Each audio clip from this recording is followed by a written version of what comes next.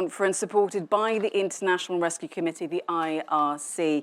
Now today we're going to be looking at a very important issue, East Africa food crisis, breaking the cycle of drought, hunger and famine. A big welcome to our in-person audience. I can see lots of women in the room. That's always brilliant to see. So I hope you guys have lots and lots of questions because this is a fantastic panel.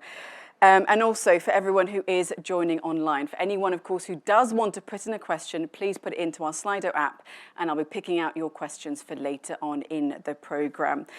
So never again, they said. Over 250,000 people died in Somalia between 2010 and 2012 during one of the worst famines in recent history.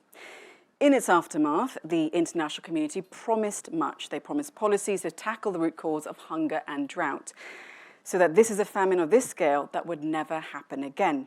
But a decade on, a familiar and brutal reality awaits the people of Somalia.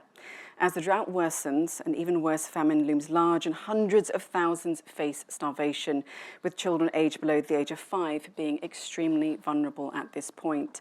Now, according to the UN, internal insecurity and insurgency, the ripple effects of the war in Ukraine, the climate crisis and the pandemic's economic fallout have all directly impacted Somalia.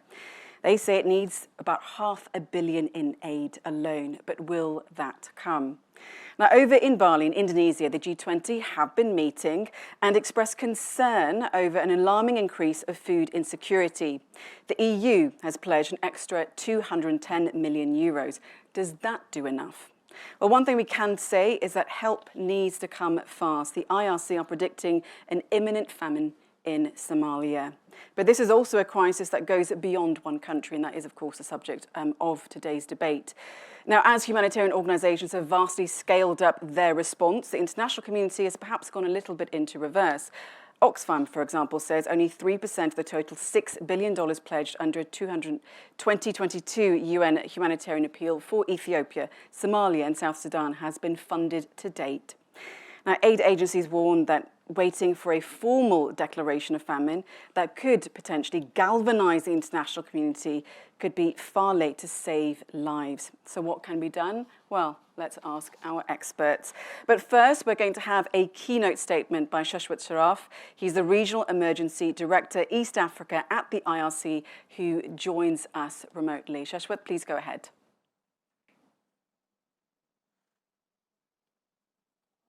I just would want to start by saying that during my travels in Somalia, Ethiopia, and Kenya over the last few months, there are two particular conversations that really struck me, and actually showcase what's happening today. There was a IDP camp in Galmudug in Somalia, and we were having conversations with the population there. When we were about to leave, there was a very old man who stood up and said, "Do you know what hyenas are?" And he said, "We basically have been reduced to nothing but hyenas. We go out in evenings in packs in search of food and scavenge for food. And this is no life that any human being should live, because we've always lived with pride and dignity. We've been very proud pastoralists and have been able to survive for generations, but this is no way to live." And on another count, there was another young mother who said that, "I've already lost 2 children because of malnutrition. And I have a third one who is also severely malnourished. And I've come here just to make sure that my third child can survive and can get the adequate treatment that is required." This to me sums up what the situation looks like today in East Africa amongst a lot of pastoral, agro-pastoral, and farming communities impacted by drought.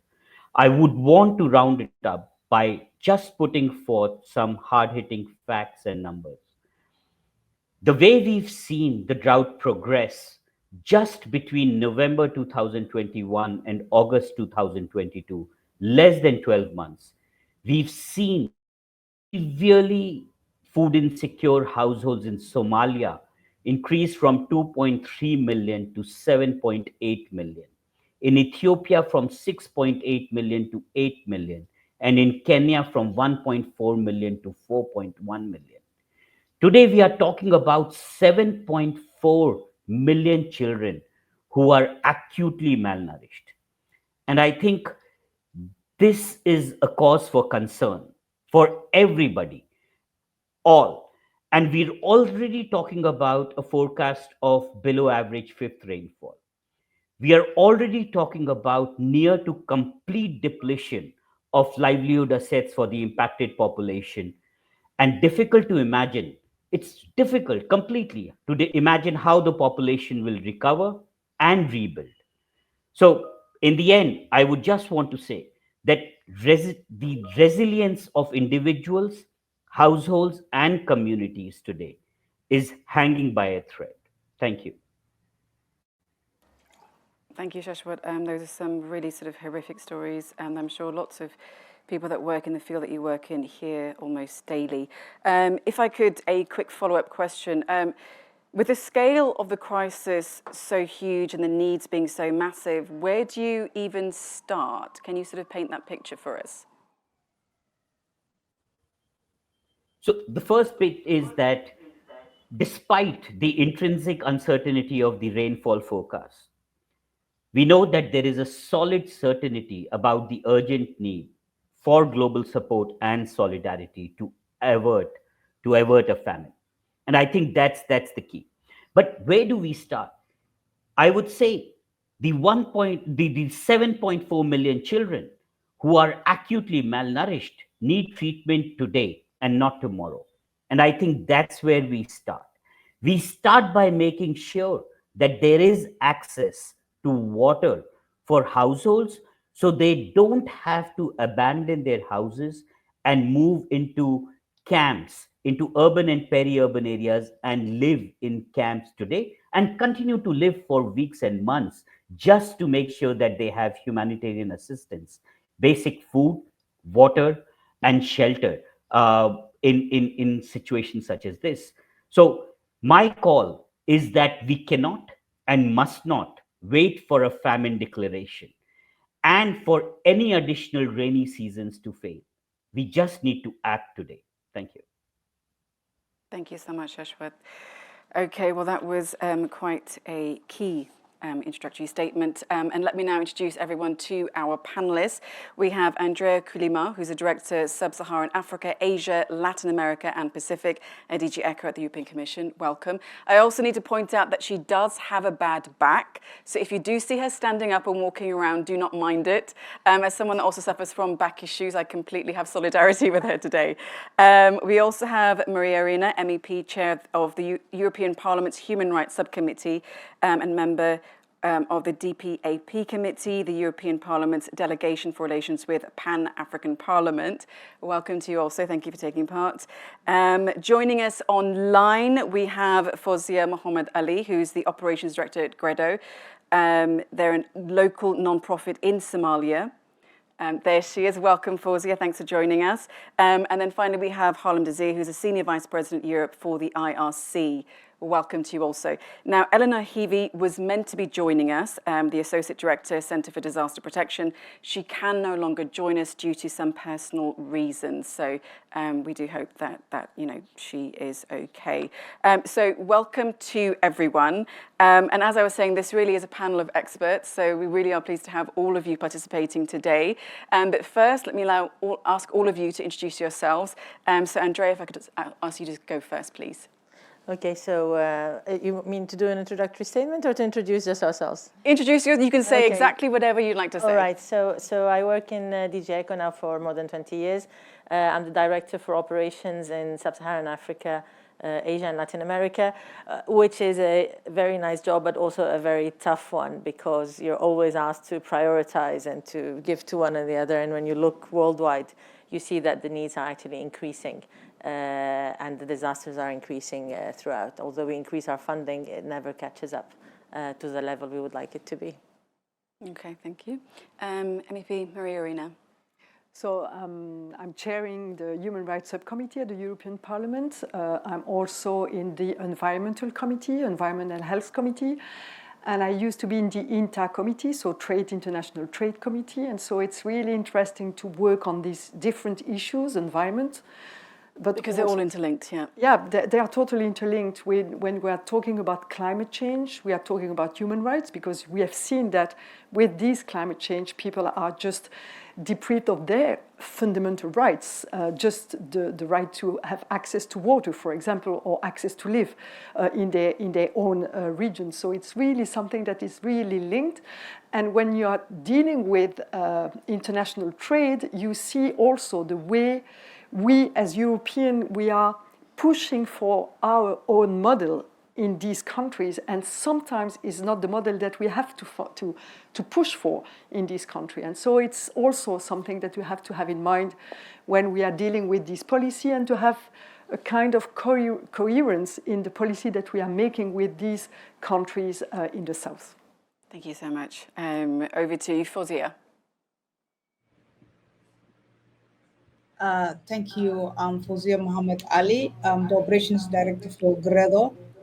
GREDO is a national NGO that works in different thematic areas, healthy, emergency response, food security, and education. To that is my introduction, but I can share with my other concerns and the reality on the ground later on. Thank you.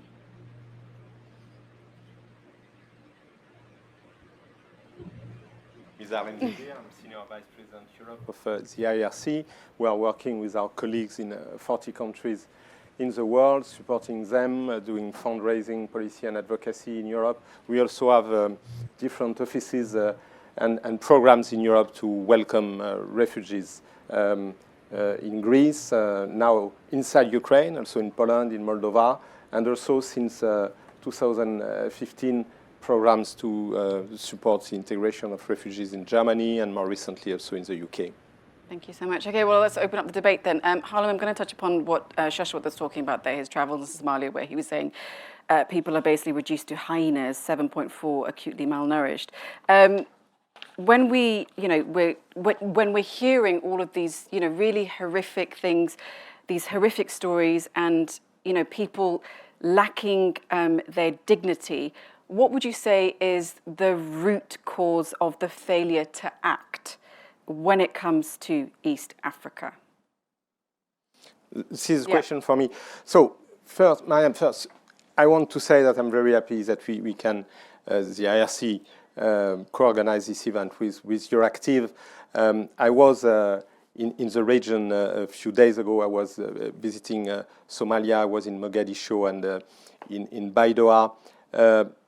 And Shveshvat give very direct testimony of what is happening in Ethiopia, in part of Kenya, and also in Somalia, where he traveled, and we will hear also our colleague Fawzia.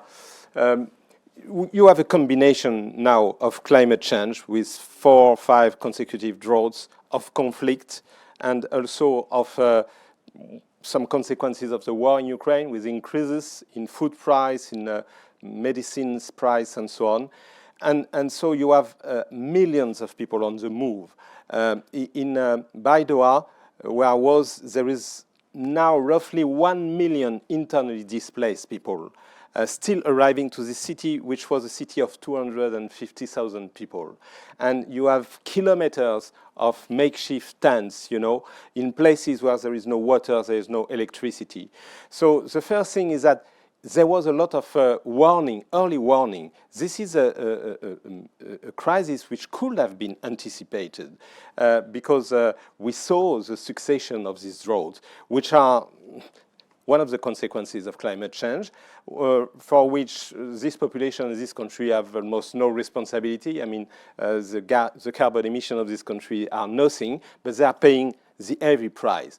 And I will first underline the fact that, of course, we need urgent funding and that we need action, not to wait for a declaration of famine. Because as it was said, as you remind, last time when the declaration of famine was made in 2011, there was already 250,000 people who have died. So we need now to mobilize much more funds. And I will say that the war in Ukraine should not be an excuse, especially in Europe, for saying that we cannot do more. It should be exactly the contrary, because, and that was, by the way, the view which has been taken by the US Congress so far, to consider that as the situation is degrading even more in East Africa and in some other part of Africa like Sahel, where we have been both traveling a few weeks ago, there should be, on the contrary, a very strong and immediate mobilization for the region. So the causes are multiple. They are mainly the combination of conflict and climate change, but the answer should be immediate and should be much more higher than it is now, especially in Europe. Well, let me ask you maybe perhaps a follow-up question. Perhaps the other panelists can interject as well. You mentioned the war in Ukraine and obviously the galvanizing. We've seen the world come to Ukraine's aid as it should. But has the war in Ukraine also shown, particularly for areas like East Africa, has it shown that it matters who you are rather than the scale of what you need? Well, the scale of the humanitarian need to support Ukrainians are huge. That's absolutely clear. And we are entering in winter, and we see the devastating attacks against civilian infrastructure, electricity, power plant, and so on. So I think it's not a matter of competition, but rather what we are ready and capable to do for supporting the Ukrainian population with a need of this support. We should also be able to do it for other populations where the crises were existing before and has not at all disappeared by miracle because of the war in Ukraine. On the contrary, because, as you know, of the effect on all prices, food prices, energy prices, access. So it's first, it's a question of humanity. It's a question of moral. I think Shrefat was right to say that the departure point must be the fact that there is 7.2 million or 4 million children who are in situation of acute malnutrition. By the way, he often also raised the point that, you know, we have classification, and like we say, IPC 3 is just before famine. It's IPC 4 or 5, which is considered famine. But IPC 3 means that it's millions of people who are already food insecure, who are already suffering for hunger. I've been seeing in our clinics in Somalia the increase of under 5 children with acute malnutrition syndrome. And already in life, I'm in danger. So I think that whatever the moral reason, we have absolutely to mobilize more, but it's also an issue, I mean, of security for the future of this continent, of Africa, of this part of Africa, and for the future of all of us. Andrea, would you like to follow up? I mean, also, just to come to it, given the swell of support that, of course, the EU has shown for Ukraine, it doesn't mean that the EU is limited to act elsewhere, and in fact, the EU has upped its support, hasn't it, recently? Yes, that's actually the point I wanted to make. The Ukraine was, 25th of February. I myself led a mission of 8 donors to Somalia on the 8th of March, because we could see, you know, the writing was on the wall when it came to the 4th failed rainy season, and we decided we had to act before the confirmation that that rainy season would fail. The European Commission, thanks to the support of the European Parliament, already mobilized funding in December 2021, additional funding, in order to respond to the upcoming 22 situation. I don't think we have failed to act. I think there has been a collective failure to act early enough. And that had nothing to do with Ukraine, because Ukraine was not yet there. If I look at the figures, in 2022, the EU has mobilized 920 million for humanitarian food assistance to be spent primarily in vulnerable countries. This is 60% more than last year. This is 80% more than in 2020. So there has indeed been a particular effort given to Ukraine, but that has not been, in 2022, to the detriment of other crises. And that's largely thanks to the European Parliament, largely thanks to mobilization of, you know, decommitted funds of European Development Fund that were reused, although they were supposed to go back to the member states' budgets, and so on. We have left no stone unturned when it comes to the response in the Horn, as well as elsewhere. Nonetheless, despite this effort, what do we see? We're not where we should be. We could probably be worse, but we're definitely not in a nice place. And why are we not in a nice place? I think various elements to that. First is this is not a emergency man-made conflict like Ukraine. This is not something unforeseeable. This is something that has been building up for years. This is something which is related to climate change to a large extent. We call it food security, but it's not really a food security root problem. It's a water problem initially, more than anything. And you can survive 3 weeks without food, but you can only survive 3 days without water. This is a governance question that has an impact on it. This is also a security question. Let's not forget where Somalia is in terms of conflict. I was, as I said, in March in Baidoa, actually, and in Kismayo. And in Kismayo, in the hospital, they were starting to have the first cases of measles coming from the IDPs. The age of the patients was up to 15 years old. What does that mean? That means that there were kids up to 15 years old who had not been vaccinated for measles. Gosh, yeah. Why were not they vaccinated? Not because of the drought. They were not vaccinated because they were living in areas under Al-Shabaab control where the presence of the government, the capacity to provide services and so on, is not there. So these are complex issues which we will, to be honest, I think we will always fail to act if we do not target and address the root causes. If we don't look at it from a development perspective, from a governance perspective, and so on.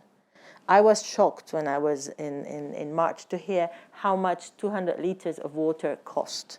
200 liters of water brought by water trucking, not in very clean conditions, so the water is already arriving, not exactly very potable, $18 for 200 liters. I immediately did a quick calculation compared to how much I pay here in Brussels for clean water coming directly to the tap of the house. The Somali family was paying 3 times more. Gosh, really? And I was paying here in Brussels. And you were paying here. And you know, normally the cost of your water should follow the income that you have and the standard of living in a country. So these are really root issues that need to be tackled. Now, from a humanitarian point of view, in terms of response, we could have done better. I think the collective element is that we could have done better, and the objective of that mission that we did in March last year with a number of donors was to alert on the situation, was also to alert the humanitarian responders also to do better in the way they were operating, to raise the alarm bell earlier and so on. Commissioner Lenarčič organized in April last year 2 significant events, fundraising events. One was on the Horn and one was on the Sahel. And in both events, bringing in also the development aspect, because a development response has to be brought in. Now, you might tell me, but development takes very long to respond and so on. However, in Somalia, this time, one of the mitigating elements for the response has been that based on the lessons learned from 2011 and based on 2017, there are development programs which address, for example, safety nets, which provide cash transfers to people who are below a certain level of poverty. We could actually do the nexus and link up with those existing programs whilst new programs are being put in place. And so, MEP Maria Arena, what would you like the EU to do more? How can it scale up? I think it's really important what we have said, because when we have this kind of emergency crisis, we always think about humanitarian help, and it is the first answer that we have to have. So it is solidarity in a very short term, and we have to do more. And I totally agree, and I think that Europe has done the best that they can do on this. It's possible to do more, but I think that we are there, and we are helping people at the first answer for emergency. But if the EU has done the best that it can do, you also say it needs to do more, so it hasn't done the best that it can do. Exactly, because it is on the middle and the long term, and I think that it's. I spoke about coherence of our action. 6 years ago, I think it's a little bit more than 6 years ago, I was in the trade committee, and I was the only one in the European Trade Committee to oppose us on this trade agreement with Kenya. And some people told me, why are you against this trade agreement with Kenya? And my answer was, we are just pushing this country to make exactly the same thing that we are doing, but not with the same resources. For example, having this flower industry in the Kenya. It's not necessary to invest in flower industry when you know that your people are just dying because they don't have access to water. And to have flower industry, you are just taking the water of these people that it's needed for them to live in their country, just to have flowers. They are not eating flowers, not at all. They are selling flowers to our countries here in Europe, and the people that are receiving this money are not the people, they are the elite of the country, and they are not redistributing this money for the rest. It is a question of governance. And if there is a problem of governance, we as Europeans, we don't have to push for this kind of model. What we have to push for is for an endogene model with people. I don't want to speak about food security, but I want to speak about food sovereignty. This is the first thing that we have to have in this country. Of course, if there is not food sovereignty, we can help to have a network of food sovereignty with other foreigners' countries.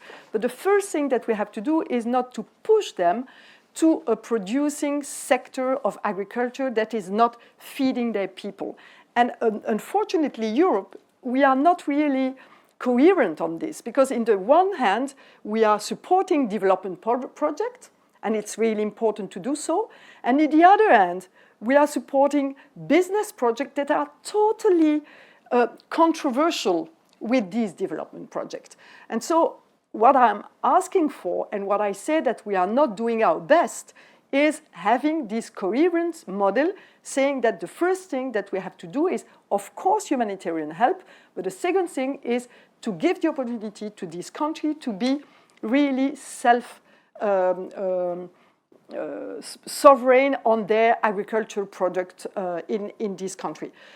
With the climate change also, and I'm really interested in what is happening in the COP27, loss and damages is really important also, because it's a kind of solidarity that we have to do, because we know that we are not changing this climate change for this country. It's too late, unfortunately. So what we have to do is to see where it is still possible to live, because in some place of this country it is no more possible to live in. And so where it is possible to live and how it is possible to help this population to live in other places of the country and help the government to do so, to have this transition. And in this, we are not in the good way. For example, we are thinking for the moment at the European level how it is possible to guarantee that we will have batteries and access to raw materials in these countries. We are not thinking about how they can live. True. We are thinking about how we can live with their materials. And it is another cycle that we are putting. So the people are secondary. Exactly. And it is another cycle that we are putting as Europeans, saying how it is possible to have these resources without protecting these people. And having these resources will use water. Because if we need lithium, if we need raw material, it will need water for us, not for them. So we are always in the same way of thinking. And I think that we have to change this way of thinking when we are dealing with Africa, but not only with Africa, with other countries. Because if we are not doing like this, we will be in emergency crisis years after years and after years, and we will put more money on this, and it will never be enough. Never be enough. I think that's an important point that you raise about having that, international partners. First of all, they don't necessarily see Africa as a partner. I know the EU has recently changed, in recent years, changed its language. But we can say the international community have taken a lot from the continent. Fawzia, if I could bring you in, do you believe, you've heard a lot from the different panelists, but do you believe that the international community really wants to help people have their dignity, have their basic rights, access to water?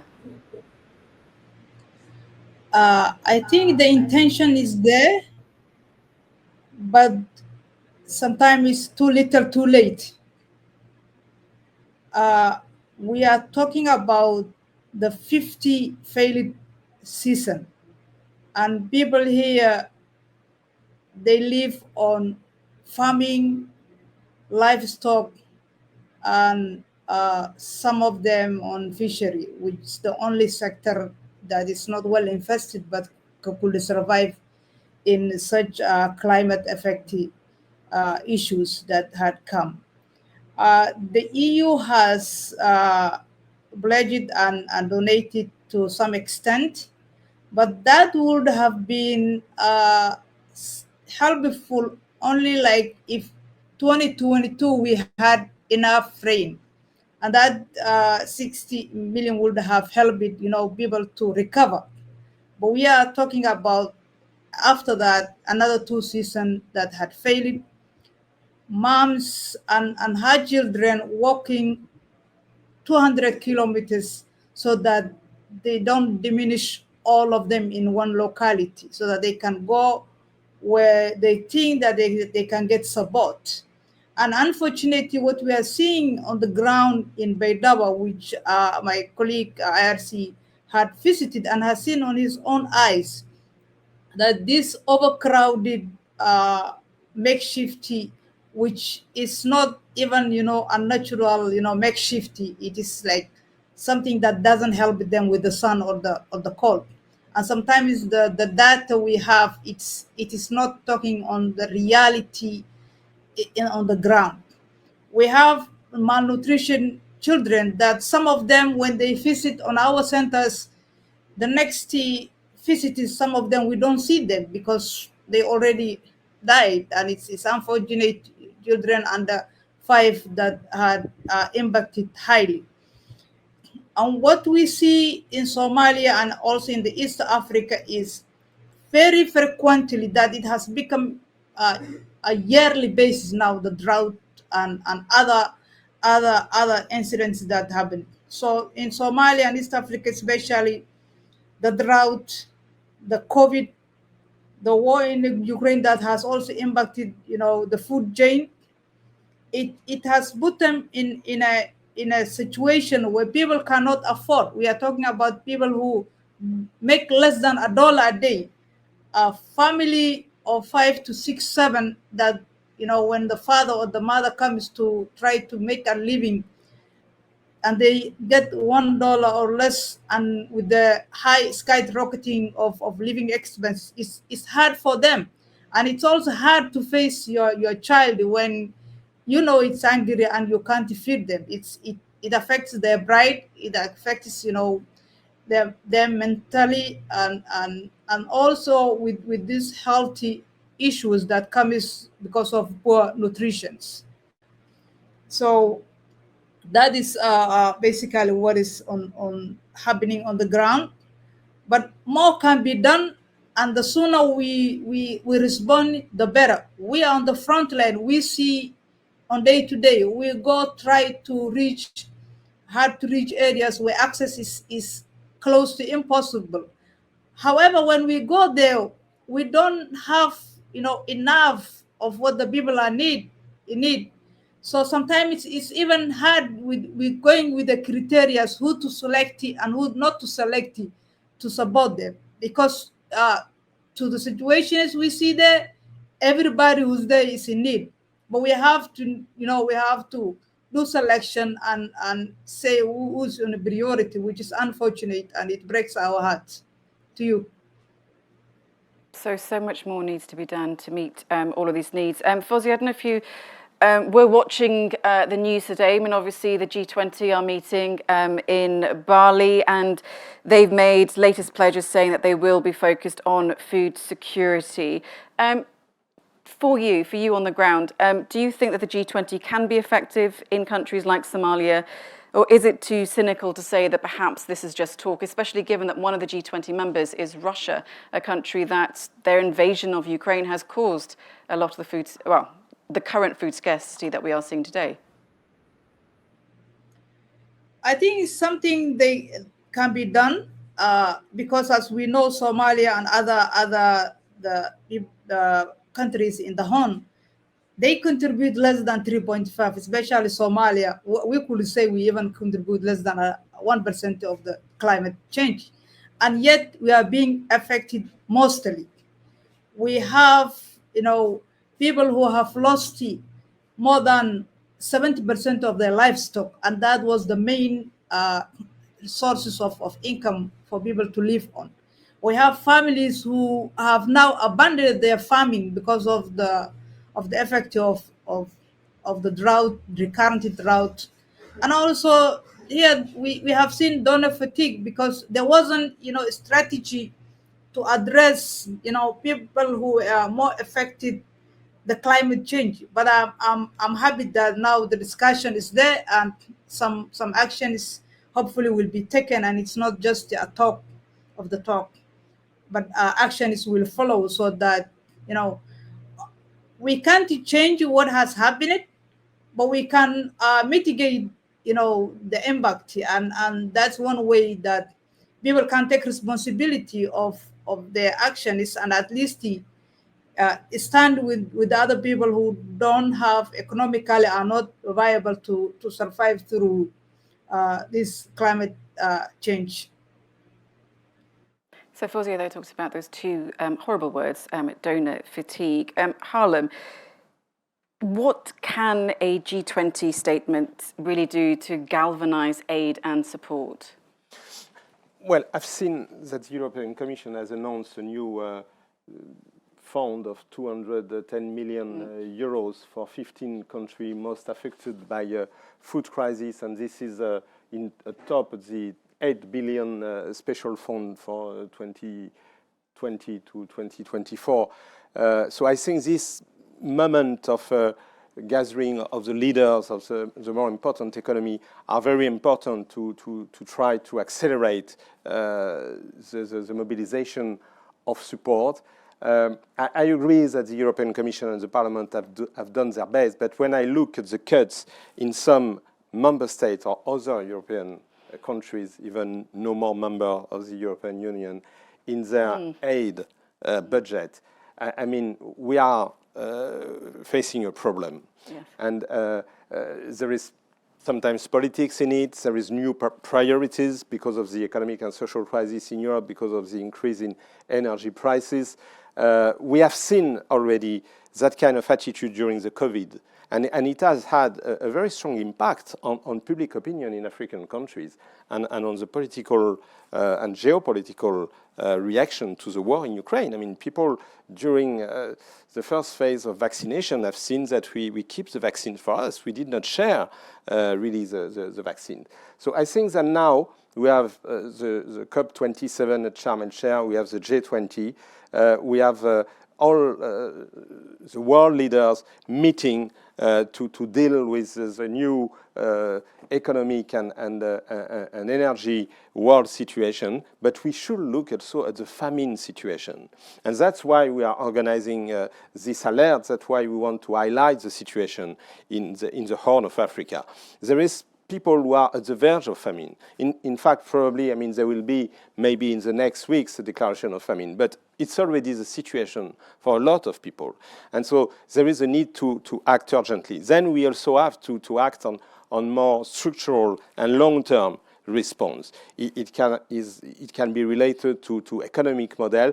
It is also about the way to ensure the access to scarce resources, the water, the part of the land which can be cultivated, which can be used for agriculture and pastoral reason. A lot of the conflicts in Sahel, in the Horn of Africa, are increased by climate change because of this scarce access to these rare resources. There is also, and I suppose that Fawzia could speak about it, in Mogadishu, like in Baidoa and other places, now a urban crisis in many of these countries. It's a huge change. I mean, people who are living with a very high level of dignity from rural and agriculture activities. Now they are in urban places. We hope and we can hope that a lot of them could return to rural activities, but some will remain in cities which are not constructed at all for welcoming them so far. So there's a lot of structural, of course, things to be looked at. And as the Sharm el-Sheikh COP27 is ongoing, there was this announcement, since the COP in Paris, that $100 billion will be dedicated to adaptation and mitigation and so on. But I mean, most of it should be concentrated to the more fragile and more exposed country. And it's not the case, very far from this now. And at least half of it could be dedicated to this country, which are now the most affected because of the drought and the floods and the direct impact of climate change on the life of people. And you also brought up, you were also speaking about climate change a bit earlier as well. So, you know, I think it was the Prime Minister of Barbados who was scathing at COP, and who said that essentially, you know, poor countries have been exploited, and he warned of a billion climate refugees. So what sort of help can come from the leaders at COP, do you think? It's really difficult, because I was just thinking, hearing from everybody, and I was just thinking, we are asking for more to different states to have more solidarity. And what you said, Harlem, is we are asking countries where they are facing different crises, energy crises, for example, here in Europe, and we have to tackle the price of energy for poor people also here. And we are asking this country to be more have more solidarity for the southern countries. And I say, what about companies? That is an interesting point. The principle of pollueur-payeur. We have companies that are responsible for what they have done on the climate change. What are we asking to them for solidarity? I was 1 month ago in Uganda, and I met with the Total Energy company, and they are here, and it is not because they are French, but I can take any, for example, Italian one. So they are here in Europe, making a lot of money on these energy crises, and they don't want to pay their taxes on this. That is definitely a concern for a lot of people. And they are there, responsible for land grabbing, because people there were there living with their own territories and with their own agriculture. They just are away of their land because of a pipeline that will use fossil fuel for exports. And this Total is making a lot of money there also.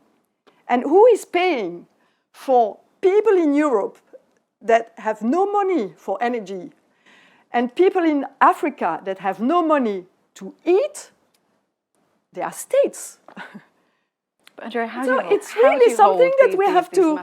We really have to work on this. It's really important to make these companies pay for the damages more than what they are doing for the moment, and really to prevent these companies to do the damages that they are doing in these countries. And this is the best way of having, in the long term, a solution for these countries. Because if we are not doing this, we will pay the bill, and they will never pay the bill that are causing here and there. So for me, the one that we have to do, and we have to make them pay the bill, is these companies. But it's more of a national competence rather than EU competence. No. It's for national countries to tax these energy giants, surely. I want to build on this, because it's always also from crisis that the EU also has advanced as a project. So I think it's very interesting what Maria says. I want to come back to the issue of who's paying. And I'm going to disagree with my friend Harlem on what he says on COVID. The EU is, at the beginning of the COVID crisis, when vaccinations were there, the EU countries were the ones sharing most vaccines. Not I can think of one country that wasn't. Yeah. Not as EU. Yeah. As EU I understand. and the EU member states at the time were sharing. part of their contracts, and that was the whole effort that was there. We're very good at being bashed. I mean, that's something the EU is very good at being bashed throughout on this. I mean, I have here the Somalia overview, humanitarian funding overview. Who do we have on the contributors to 2022 Somalia HRP? On the top, definitely the US. They're the biggest donor when it comes to humanitarian assistance. Then we have the European Commission. Then we have UK, then SURF, then Germany, Somalia itself, Sweden, Canada, Japan, Netherlands, Norway, Denmark, Ireland, Finland, Switzerland, France, New Zealand, Korea, Turkey at 0.2 million US dollars. That's the lowest level that is captured.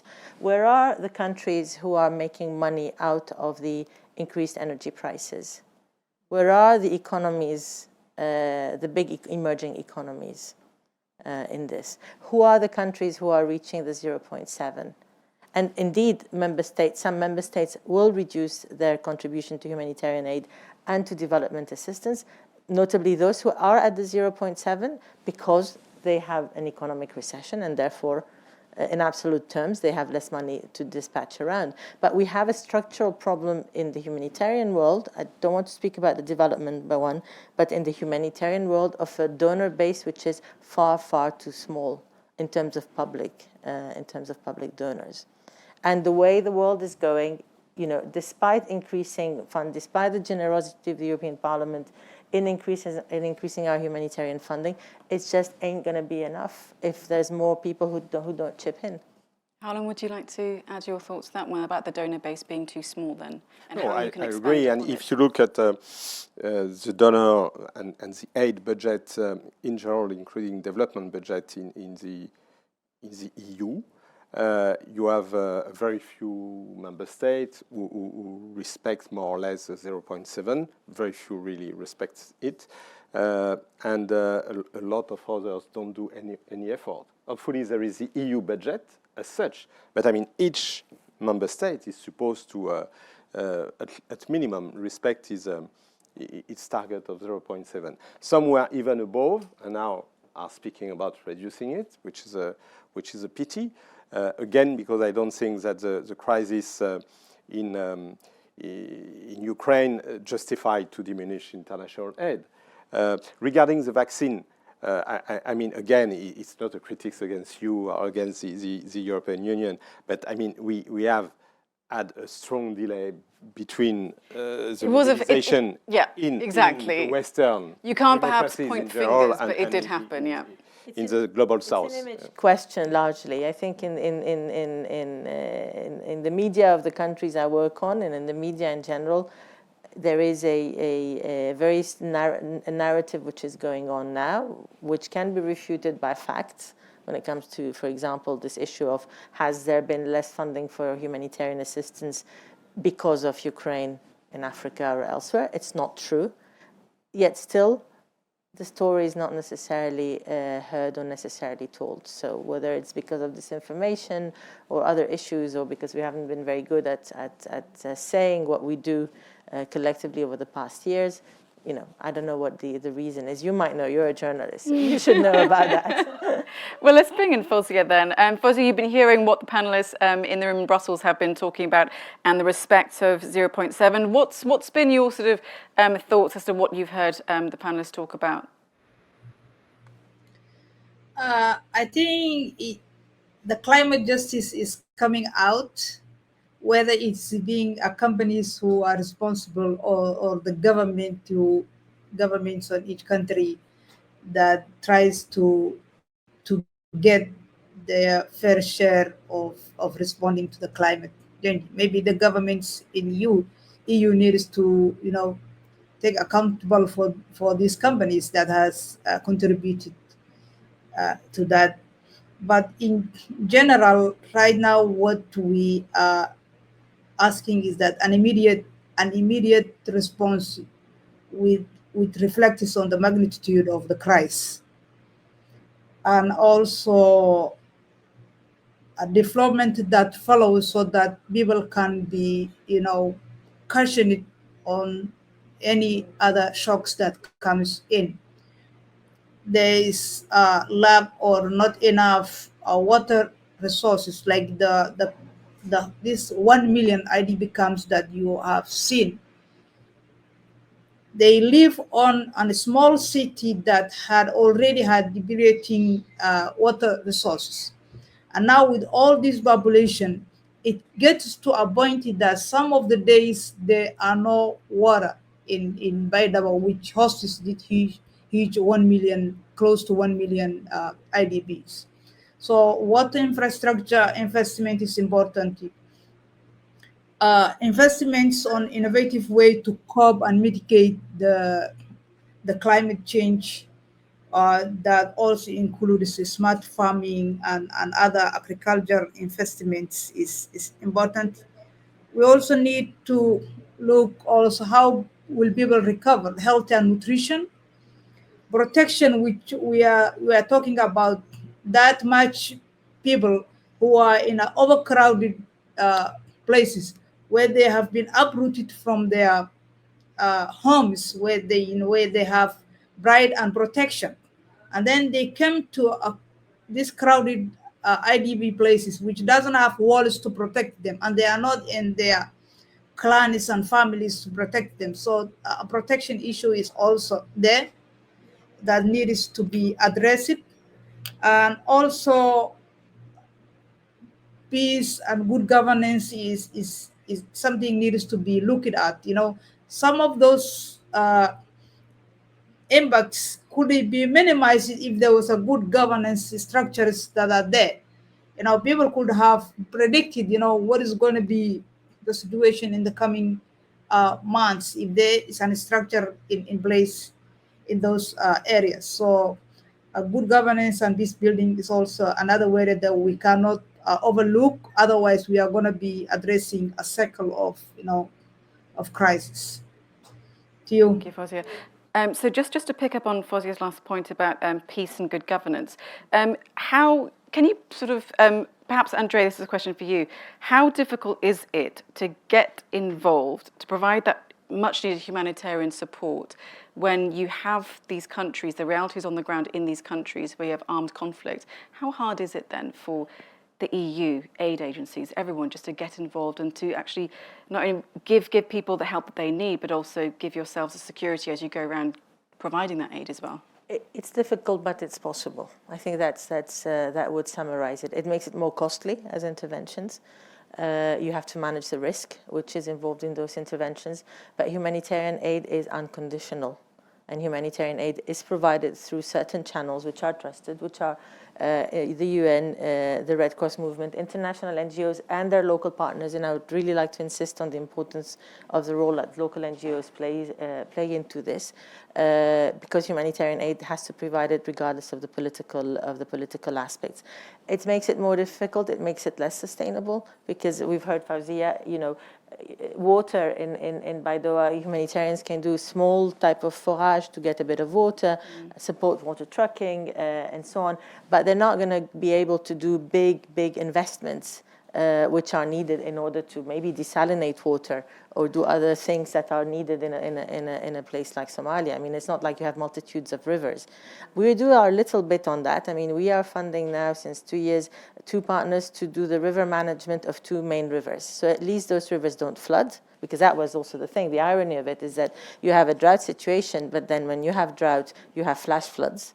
And when you have flash floods, you have also people who are dying because of the floods, which is, I guess it's the worst curse that you can have in a situation like this. So those little elements can be done, but it's really the sustainability and the capacity to address the root causes when you don't have the governance, when you don't have a stable structural situation, where you don't have the energies of the governments which are focused on addressing the drought, but rather focused on, in the case of Somalia, fighting Al-Shabaab or other things.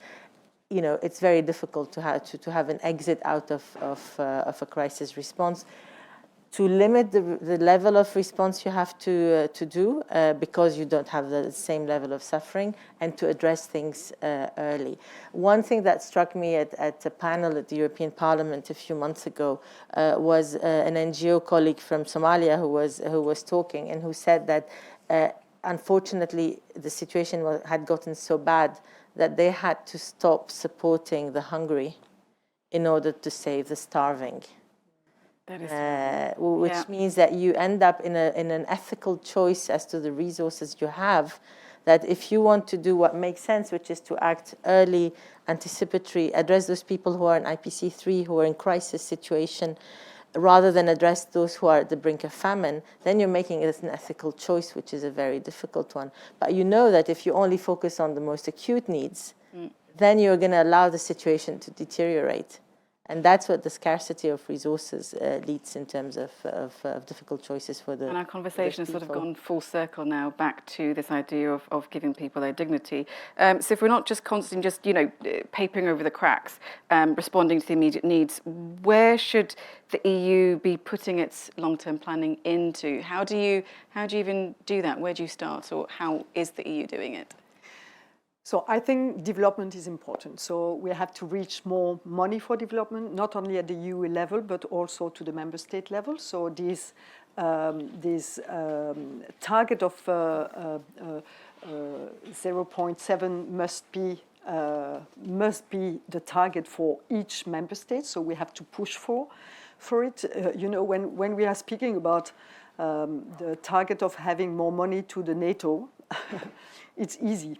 When we are speaking about the target of money for development is more difficult. So I think we have to push for it at the level of member states to have more money for development aid, because as we said, the more we are dealing this issue in the emergency, the less sustainable it is and the more expensive it is. So it is also a question of efficiency to be more at the beginning of the situation and having this development project. And also because when we are in the political and development project, we are dealing with bottom-up answer. And it's important to work with people living in these countries and not only having this coming from the government of these countries. We have to work with people living in these different areas. And we know that sometimes it's difficult even for government to work with these remote areas. When we are dealing with the delegation, European delegation, we see that a lot of projects are in the capital and less in the remote areas. So for me, it's really important to work with the communities living in difficulties and to understand if it's possible to continue to live in these areas and having this transition plan to perhaps remove population from a region where it is no more possible to live and give opportunity. We spoke about, for example, the fishery. It is also something on which we have to work on because we have, for example, fishery agreement with countries. And so we can push at the European level to have less European fisheries in these water and give more opportunity for small fisheries in these countries. And these are the kind of project that we have to balance at the European level, not being selfish when we are dealing with these different issues. And sometimes we are selfish. I want to go to questions. Oh, Harlem, did you want to say something? Or were you just touching?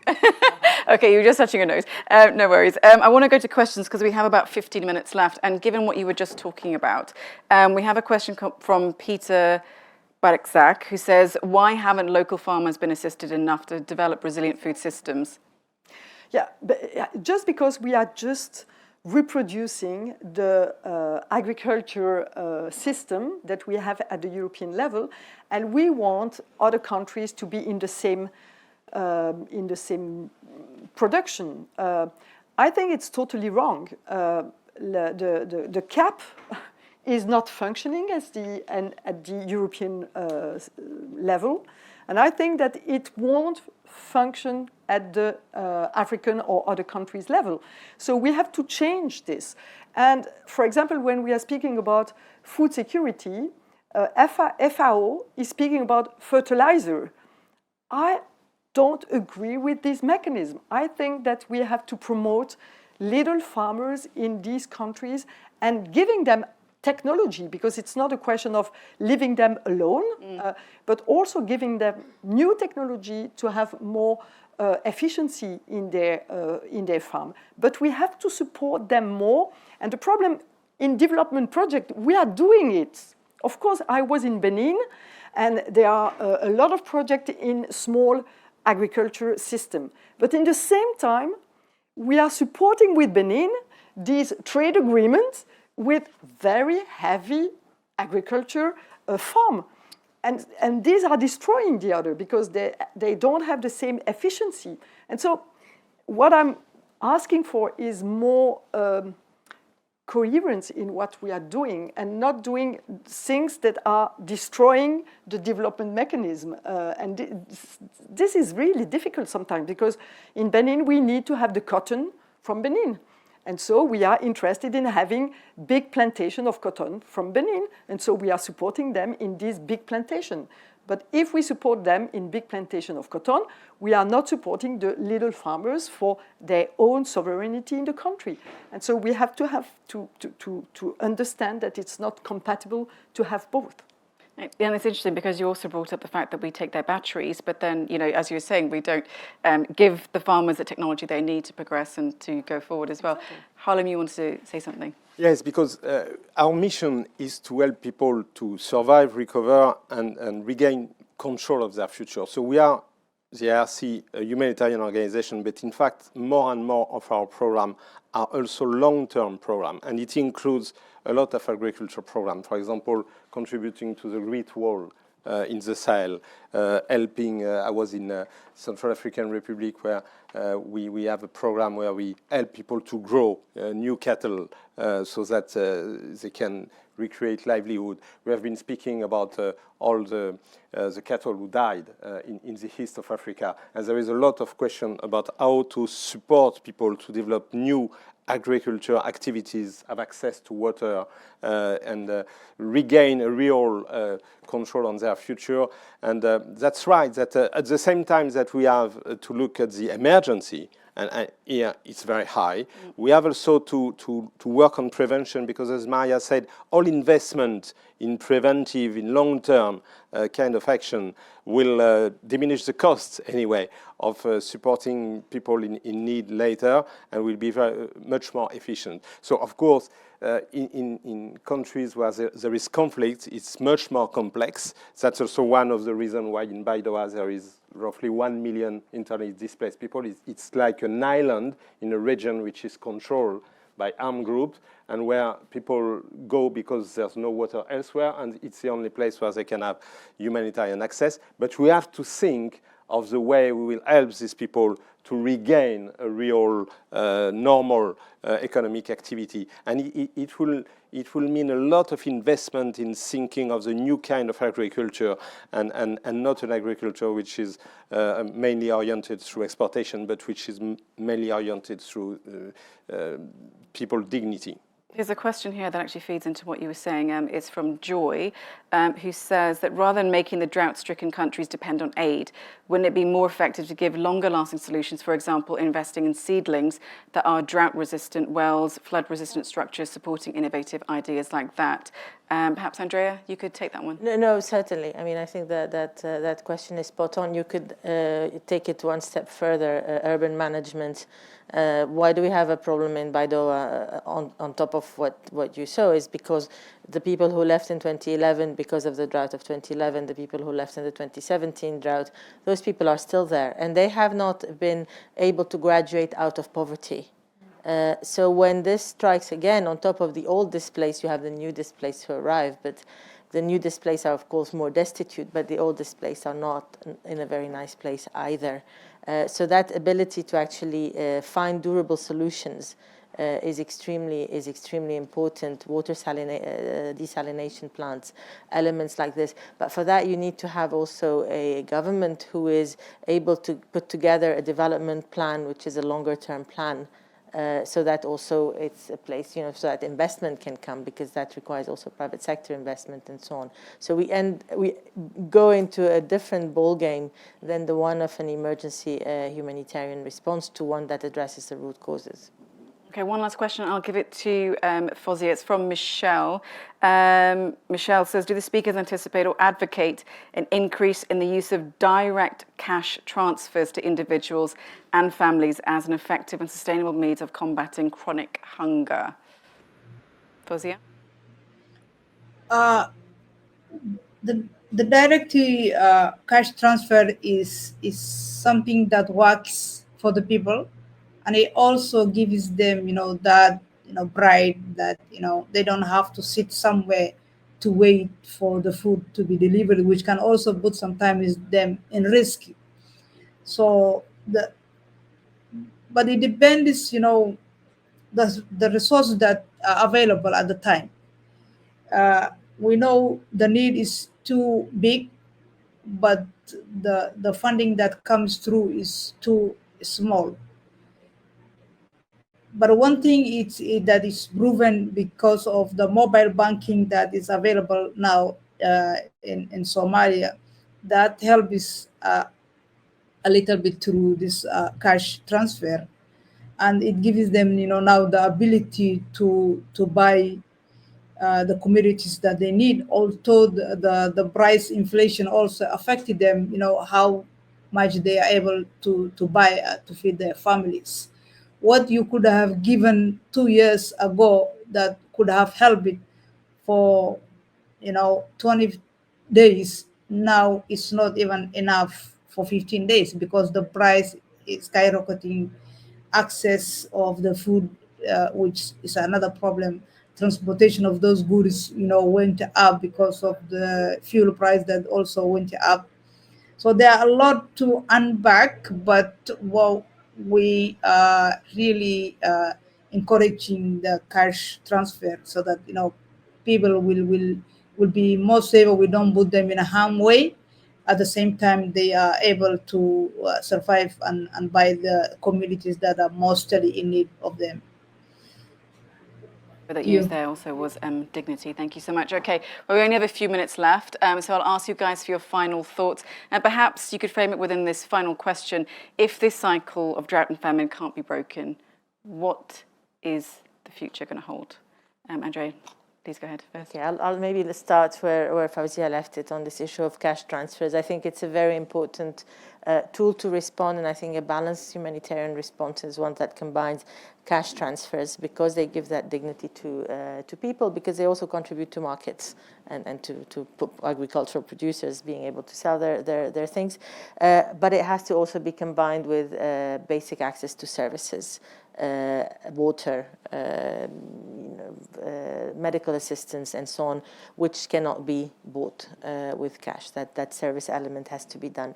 The way to break this cycle is through development. Is through the countries affected developing a vision of where they want to be. Do they want to maintain a model of livestock, which in parts of the country may no longer be possible? Do they want to give it up? Do they want to find a third way in between? It has to be an owned decision and an owned orientations in those countries, to which the international community should just be there to support. In the immediate emergency, what is very much required is to increase the level of funding that goes to these countries through donors, and if the Parliament gives us some more money, we will certainly use it, but not only through institutional donors, also through the public, through better use of the diaspora money. We haven't spoken about the diaspora, but Somalia has a very strong and vibrant diaspora, trying to get all these energies to be channeled together, and through expanding the donor base within the EU, but also outside the EU. Thank you. Maria Arena? I think that we need to work more, and I was really interested in the COP27 on these loss and damages, because I think it's really the way we have to think about new solidarities with this climate change and the countries that are really suffering more. Because it forces change. Exactly, and so it is just to accept that in some case it's too late, and so it's important to compensate, to help the transition, and to help this country to find a way, because I totally agree with you, they need to find their way for the future. But we are responsible for part of it, and so we have to pay for it. So this is really important, and I'm really also interested in the what they will take as decision in the G20 on this. So it's a global responsibility that we have to support, and as Europe, we have to be leader on this. I think it's important because Africa is really our neighbor, and we are responsible for a part of what is emerging in Africa. So it's really, we have to be the lead on this. Thank you so much. And Fozia, your final thoughts? I think it was said enough, but the immediate response is important. And what I can add is we cannot also forget about the development, which is something we believe that can break the cycle, and it will be remembered when people are supported at the time of need, and even though the one who helped it may have forgotten, the one who is helped it is never forgotten. And at this situation and the crisis, yeah, it really needs all hands on the deck. There's no one single country that can support all the regions that is affected by the climate change and also these other incidents that are always coming back. So I encourage the European Union to take a bold step and be the leader on this one. Yes, we know the United States is very a big donor on this one, but we also count on the European Union and because they are wealthy countries, and we are hoping that as much as they also have to address their citizens' needs, but this is their situation that needs immediate response. To you. Thank you so much, Fozia. And final words to Harlem. First, thanks to all participants and to you, Mariam, for this debate. I think climate change, we are all facing it, and we now understand that it's not a crisis for the future, it's already here, and it's a man-made reality. But there are people in some parts of the world who are paying a higher price, and it's a life price.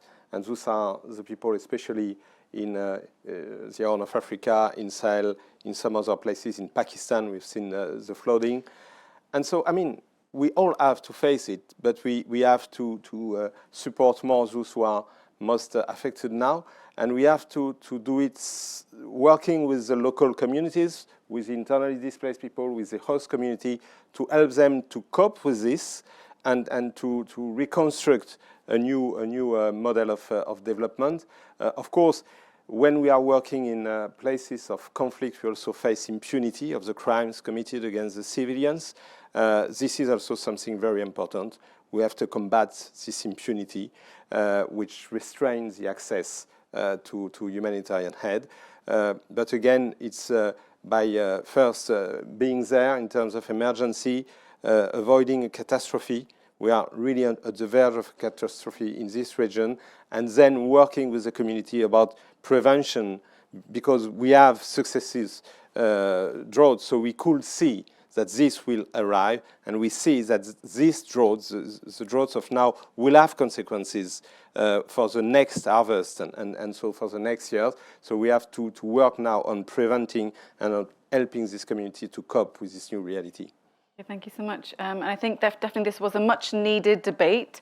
Thank you to all of you. Thank you, Fozia, as well, joining us online for giving all of your sort of insights into what is actually happening on the ground and the kind of support that can be given.